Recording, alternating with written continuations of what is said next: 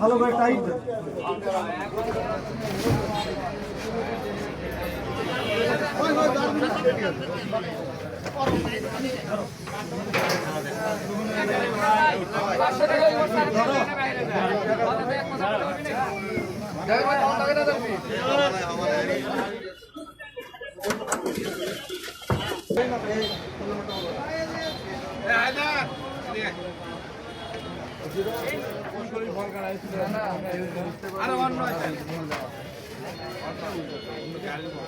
তেলি দেয় না আমার বাজার হলো 40টা 50টা দুই গাড়ি মিলে বাজার হচ্ছে 120টা।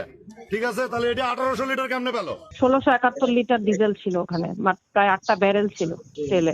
আর হচ্ছে যে যার দোকান তাকে পাওয়া যায় নাই, কারণ সে অ্যাকচুয়ালি আমরা ওখানে যাওয়ার পরে দোকান তো বন্ধ ছিল, সে ছিল না ওইখানে। পরে আমরা বিভিন্ন ভাবে দোকানটা খোলাইছি, খোলানোর পর ভিতরে ঢুকে দেখি এরকম তেল আছে। পরে যেহেতু আসামিকে পাওয়া যায় নাই, তো তার তো আর কিছু করতে পারি নাই, কিন্তু তেলগুলা নিয়ে আমরা পরে হচ্ছে নিলাম করে দিচ্ছি।